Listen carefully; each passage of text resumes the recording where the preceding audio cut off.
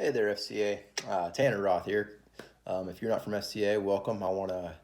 I'm glad you're with us today. It's a little different. I was hoping to be able to meet in person by now. I have a story I've been working on for quite a while that I'm hoping to share today, and I'm just going to put it out there, and you can hopefully try to take something from it and learn from it. And what I'm talking about is it's called Seeing Jesus Through a Puzzle. You ask, well, that doesn't make any sense. Well, here's the story how it goes. All right. So a couple of years ago, years 2017 in August, my sister in Texas is about ready to get engaged. We know it, so we go down there. She gets engaged. Awesome, right? Woohoo! Good deal. I'm gonna be got a brother-in-law coming. It's a good deal. It's a fun time. Do a lot of good things. So, but if you go to Texas, Texas is a little ways away. It's a good drive. It's about 12 hours to Houston, where they were at. So we're driving, and we decide, this is a Saturday night. Let's go ahead and head back and try and make good time. So we decide let's leave about 12:30. Party's over. So we're driving. Everything's going well. We stop about 2:30. Switch drivers, and I jump in the driver's seat. I've drove before. It's night. I don't care. So we're driving here, and it's going well. It's about 4 o'clock, and it starts raining, and it's raining good. I mean, I've drove in rain. Rain doesn't bother me. I can't say I'm afraid to drive in rain or the dark or any of that stuff. It's my mom and my dad and my future brother-in-law, a different one, and my sister. And we're driving in this rain, and we're going good. And everybody's sleeping except for me and my mom in the front seat. And all of a sudden, it's really coming down. And I'm looking ahead, and I see it looks like water, but I'm like, well, that doesn't make any sense. We're going under a bridge, and I've got a truck beside me here on my left side. So this truck, he keeps going, and I slow down a little bit. Bad idea. Okay, we're going on a 75-mile-an-hour road. I slow down. This truck goes fast. So we hit this. It is water. Okay, so I hit this water, and this water comes, and this water goes on top of our hood a little bit, which wasn't a big deal. I decided then at going 45 mile an hour, we hit this water. Let's go ahead and make through it. I'm going to keep on gunning it and see if we can't get through. And I kind of decided to try and turn around too. It was just a mess. I don't know what was running through my head, but not the right thing, obviously, because we ended up getting stranded in this water. So, okay, we got water. I mean, it's not very deep at the time. So we're sitting there in this water, and, we're stranded. I tried to roll the windows down, but then it's raining really hard, so I rolled them back up. Another bad idea. A lot of lessons here from that too. But I rolled the windows back up, and so we're sitting there, and pretty soon the water starts coming in the van. We got a minivan here, nice one, but water's coming in the van now, so it's at our feet, and our feet are getting wet, and it's like, well, this isn't real convenient. There's cars behind us. Nobody else followed me into the water. It's 4:30 in the morning. It's not a lot of traffic, but there's a line of cars now by this time behind me, and there's these cars, and I see a fire truck behind us just sitting there with his lights on. I think he thinks that nobody's in the car. So anyway, we're sitting there. Nothing's really a problem. We call the 911, tell them where we're at. Okay. Then all of a sudden, water keeps coming up though. It does. Pretty soon we're sitting in water. If you can imagine a minivan's not a low vehicle. We are literally sitting in water. And a little bit later, me and my sister are both like, it's getting a little bit, I'm having a hard time breathing because obviously the air all pushed up to the top and there's no air to circulate. So, the oxygen level is dropping.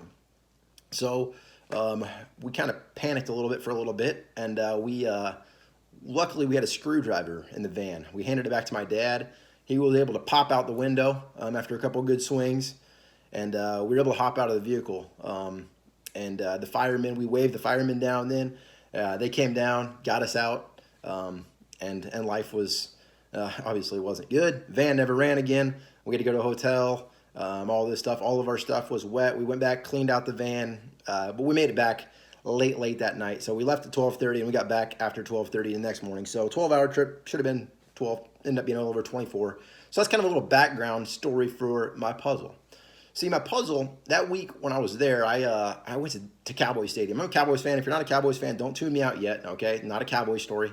We can talk about that later. But anyway, so I went to Cowboy Stadium, and I bought myself a puzzle. I'm a puzzle fan. Obviously, you can see I got a couple behind me here. But I got these puzzle, and this puzzle went through the flood. So Okay, puzzle went through the flood, not a big deal. Well, it turns out this was going to be a little more than I expected. So, what do I say when I mean it was going to be a little more than I expected? I got home and that wasn't the first thing I worried about with my puzzle. Don't worry about that. I mean, we got several things lost in the flood, but that's all possessions, right? Meaningless. Don't have a lot of lasting value here. So anyway, I get this puzzle home, and I do see it's got a plastic. I open it up. It's got plastic covering the pieces. Okay, good deal. Woo, we're safe. Now, plastic didn't hold. There wasn't a seal or something, so my pieces are all wet. Again, I think I'm okay. I take my puzzle to my house. I run my dehumidifier many days in a row, try and dry this puzzle out. And I work and I work and I work, and finally I get this puzzle dry. All right, now I'm ready to try and do a puzzle. Well, that's where the next problem lies. The puzzle pieces, if they get wet, expand. I know, crazy, right? You wouldn't have thought it, but. And I'm filming this myself, by the way, so it's kind of getting a little scratchy here, but we'll make it work. So as I'm doing this here, doing my puzzle, all right, so I just went ahead and flipped the thing around and starting over here. So where was I at? Look at that. So we went through a flood, puzzle got wet. So I dry my puzzle, right? So I've got a puzzle here. This is the done puzzle, but not only is it done, when I say puzzle pieces expand, each piece turns into have 3 pieces. So I have a puzzle here, literally 2 thin puzzles and 1 thin puzzle there. So every piece, as you can see here, here's kind of an example. If I can get it, it's hard to tell, but this piece here is 2 pieces. What I mean by that, if I go like that, this piece is gonna come apart, 2 pieces, right, like that. Every piece had that, except they all had 3. So these pieces here are all strictly cardboard, no paint on them. So call me weird or whatever you want, but I did it. So I had to take, there's a 1,000-piece puzzle, right? So I had to take every single piece, get them from the stage where they had 3 thick pieces, and move them. So all I had was paint pieces and I had cardboard pieces. All right. So eventually, I mean, this took hours to get done. So eventually I get this thing done. And I'm working on this puzzle now. Now, typically, if you're a puzzle person like me a little bit, you would always start with the edges, right? The edges are always the most important piece because then you kind of get your base set and you know where you're heading from there. Well, in this case, I couldn't figure out the edges because obviously these edges are pretty intense in terms of color schemes and everything. The easiest part, the center. So I went straight to the center. I started with the football field, okay? You can always find differences. The end zone, you had some differences there, right? So that made it easier. So I started there, worked my way out to the outside. So I kind of did it that way. As I went through this puzzle, I didn't get very far because it's very frustrating. You have to work on it little by little by little. There'd be days I'd work for an hour, hour and a half and get 10 pieces. Talking a 1,000-piece puzzle, obviously, that's not going to look very good. And you can see too, as I went through this puzzle, there's the pieces were so thin, some of them bent a little funny. So they're not quite lining up perfectly. It doesn't look perfect. It's missing things. You can see there's errors, there's flaws to this puzzle. But I wanted to do it. But here, a couple of years, I think probably 2 years ago, my sister and brother-in-law get me a puzzle. Same exact puzzle, right? So, nice puzzle. That one, normal, right? So you can see there's this puzzle here. This is a thick, these pieces, this puzzle isn't glued or anything yet. It's just a straight up nice puzzle. And it looks good. But for some reason, they cut this puzzle different than this one. So the pieces, yes, they're the same picture, but the shape of the pieces is different. So again, another challenge. Makes it harder, okay? And as I go throughout this puzzle, every single piece I put together, I literally have to glue as I go. I've got my glue there, my paintbrush, my little glue holder, I guess I'll call it, and every single piece I put together, I glue. Otherwise, it ain't gonna hold. Yeah, a little crazy. So this puzzle ended up taking me 3 years to complete. I just got it done here this last Wednesday. As I was going through it though, I got this new one done, and I had people telling me, my mom in particular, she didn't quite understand my story yet, but she's like, "Why are you keeping that piece of junk puzzle? Throw it away. There's no value to it. It doesn't look good." Well, is she right? Depends who you ask, right? So I kept working on it, and I was persistent. I got it done. And as I got it done, I was missing 4 pieces. You can see I'm still missing 2. However, when I was missing these 4 pieces, I found one on the floor. I went through the whole box of cardboard pieces, and I found one more. And then when I lifted this puzzle up to move it today, I found the last 2 pieces. So this piece is going to be complete. Puzzle's going to be complete. It's going to look not really too bad. It's going to be okay. Still going to have a couple flaws, but that's okay. And the other thing to remember, so now I guess I'm going to kind of turn the tables a little bit. So what can I learn from this broken puzzle? Okay? As I think about this broken puzzle, I see my life. I see that I'm a broken man. I see that I'm a man that's, I want to look like that. But in reality, I look like this. I might be missing a piece or 2. My pieces aren't all fitting. I have a thought of what it should look like, but this is how it's turning out. And that's how I think a lot of us are. You know, when we get a puzzle, when like our lives, we think we're in this plastic wrap. That when we go through a flood in life, it's gonna be okay. I can just come out, and my pieces are gonna still be the same. But no, in reality, we're all gonna go through a flood. We're all gonna have our pieces have to be taken apart and reworked because they're not gonna fit together the way they are. Along with that, it takes let's see here.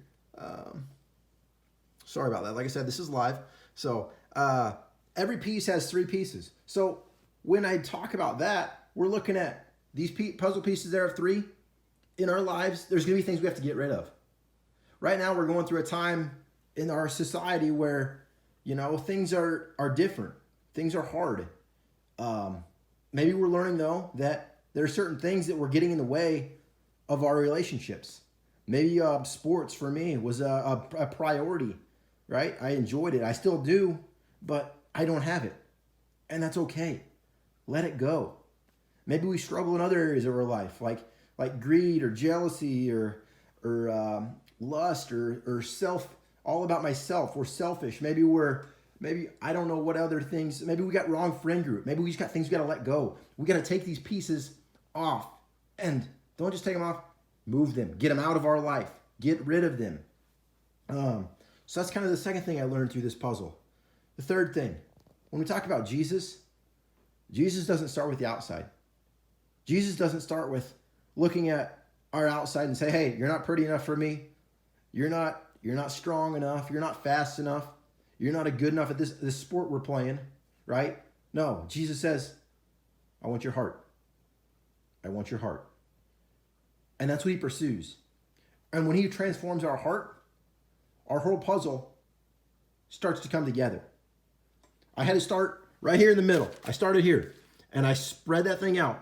And as I got the heart done, I got to the rest of the puzzle, and eventually it got done. Then another example of a thing I learned here. So these puzzles are cut differently. In our lives, especially with you guys, athletes, right? A lot of your lives look pretty similar. You might play the same sport. You might hang out with the same people, go to the same church. I mean, some of you come to FCA.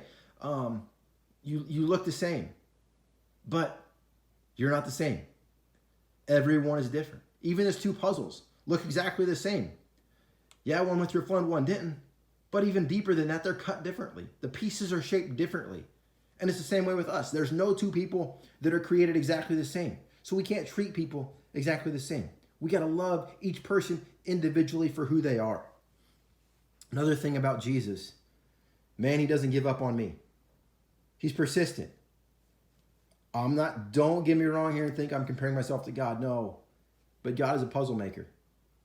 God takes the time gluing each single piece together. Some pieces he really has to work on. Some pieces are really quick. Some pieces he's still working on, right? But he's working on us. And he wants us. And he's persistent. And he won't quit. It doesn't matter what you've been through. He wants you. He wants to take that piece and find its place and put it together. Guess what? When this puzzle's done, there's still scars. In my life, there's going to be scars from my past. There's going to be things I've done that I regret. There's going to be things that I remember. But don't get me wrong, these are part of our story. This puzzle has a story. So does this one, right? And when I stop and think about it, if I frame both these puzzles, I bet people aren't going to ask me much about this puzzle. Hey, that's a nice looking puzzle. Whoa, what happened to that puzzle? No, that puzzle has a story. That puzzle has life. That puzzle has a testimony, just like each one of us. Okay? Now, we got my mom. Wanted to throw this puzzle away, right? Get rid of it. It's not good. Just keep the nice one. You got one. You don't need two. I mean, that's what some of us think. Maybe life's been rough. Maybe I'm too far gone.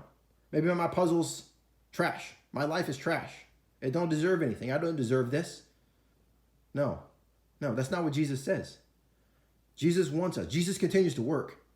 Jesus has been working on you every single day of your life, and he will continue to work on you until your days are complete. No matter what you've been, no matter what you've done, God's still working. Even in this time when it's hard to see, God's still working. And God holds everything together. All right? This puzzle over here, right here, this good one, this thing is not glued, right? I can take out some pieces. Put them back in, no problem. Okay? I can do that. This puzzle here is glued. I can kind of do what I want with this puzzle. It ain't real pretty, but I can move it. I can literally pick this whole puzzle up, and it's glued. And it's held together by the one that holds me. And that's how I'm held together. This puzzle here looks like it has it together, but it's missing its source. It's missing its glue. It's missing its Jesus. This puzzle looks broken, but yet it's full. It's together.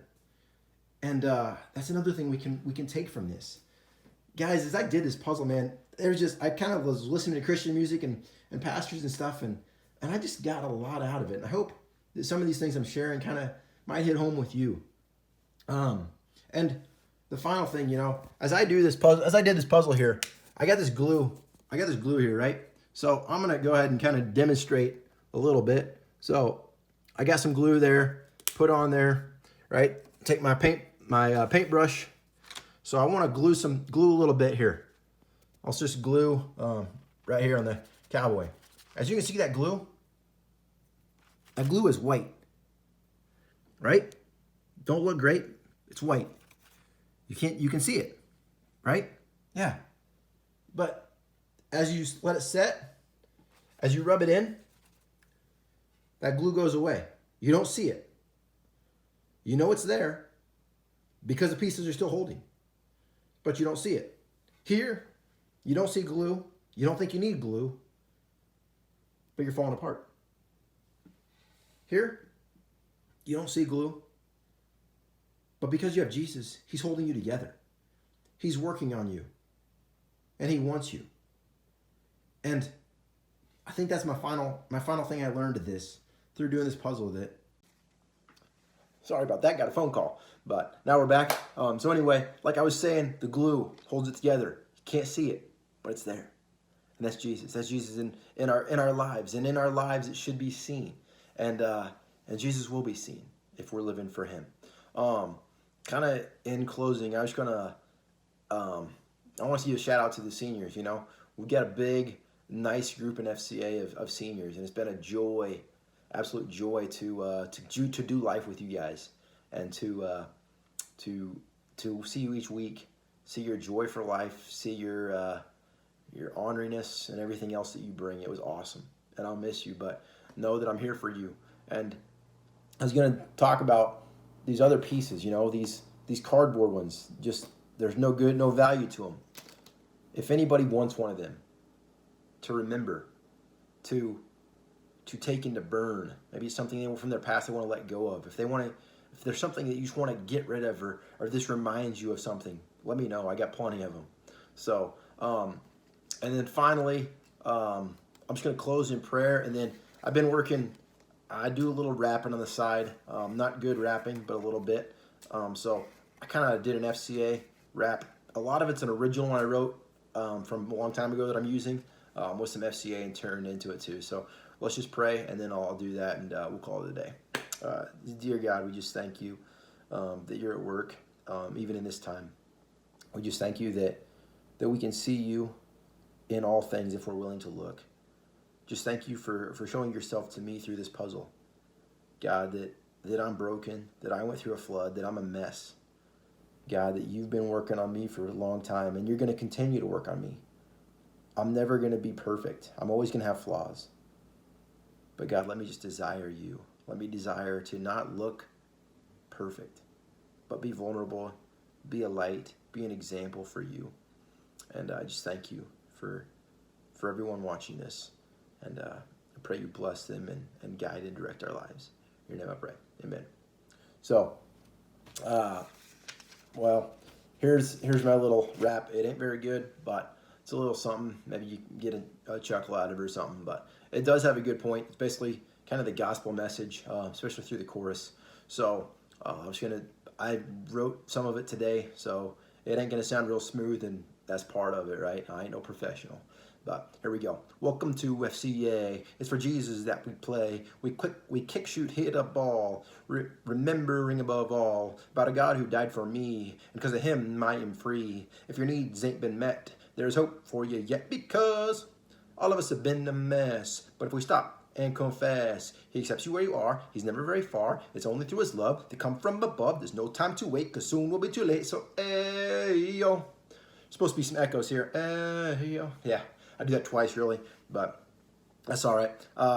These games are really fun, even if it's a run. We leave it all on the court, regardless of our sport. The thing we ask and pray is we do things God's way. Say, God, I'm a sinner, but I want to be a winner, because all of us have been a mess. But if we stop and confess, he accepts you where you are. He's never very far. It's only through his love that come from above. There's no time to wait, because soon will be too late. So, hey, yo. The echoes are pretty bad. So what do you say? Why not start living for God today? Except that God is so great. I think it's time we celebrate. All right, thanks, guys. Have a good day. We'll talk to some of you guys hopefully on Monday. Have a good week.